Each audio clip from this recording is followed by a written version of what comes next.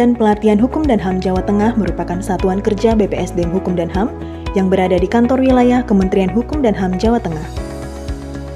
Dibentuk pada tanggal 30 Mei 2018, Balai Diklat Hukum dan HAM Jawa Tengah mempunyai tugas dan tanggung jawab dalam pengembangan SDM ASN Hukum dan HAM di 10 kantor wilayah Kemenkumham. Balai Diklat Hukum dan HAM Jawa Tengah yang sebelumnya berlokasi di kantor wilayah Kemenkumham Jawa Tengah pada tahun 2020 memperoleh amanat untuk melaksanakan pembangunan gedung.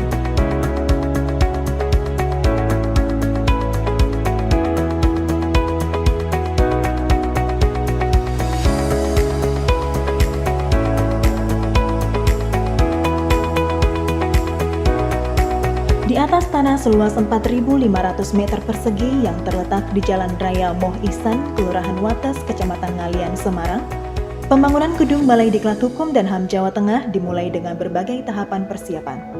Sesuai dengan Master Plan Pembangunan Gedung Balai Diklat Hukum dan HAM Jawa Tengah, pembangunan pada tahun 2020 merupakan pembangunan tahap pertama.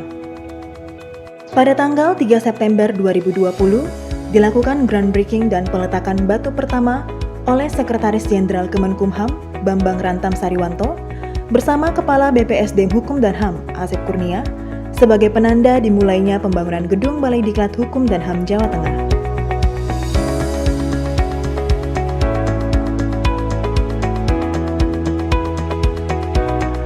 Pembangunan gedung Balai Diklat Hukum dan HAM Jawa Tengah sebagai langkah percepatan pengembangan kompetensi ASN Hukum dan HAM sesuai tugas dan fungsi penyelenggaraan pendidikan dan pelatihan di wilayah, serta meningkatkan perekonomian dan kepercayaan masyarakat terhadap Kemenkumham.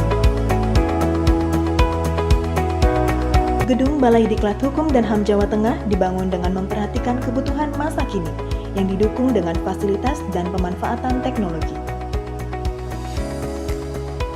Gedung kantor.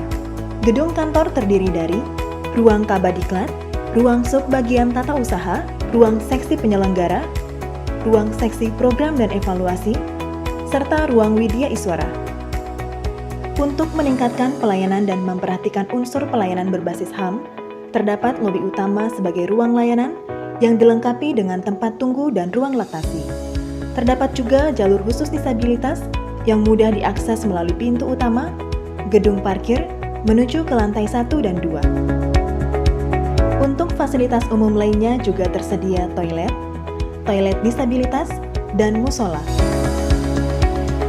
Pada lantai 2 terdapat aula dengan kapasitas 300 orang yang dilengkapi layar videotron.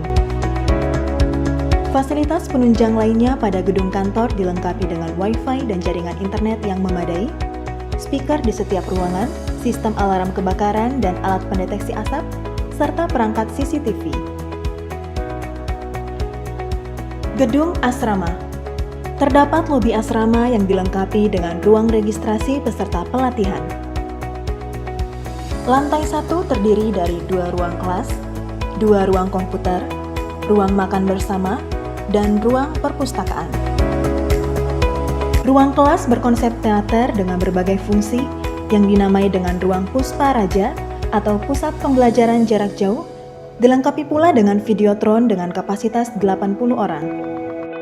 Asrama terdiri dari 41 kamar dengan kapasitas 2 orang per kamar. Terdapat pula kamar asrama khusus disabilitas. Fasilitas lainnya di gedung asrama antara lain jalur khusus disabilitas, sistem alarm kebakaran dengan pendeteksi asap, speaker ruangan, dan CCTV. Sebagai satuan kerja berpredikat wilayah bebas dari korupsi tahun 2020, Balai Diklat Hukum dan HAM Jawa Tengah terus berkomitmen untuk meningkatkan pelayanan.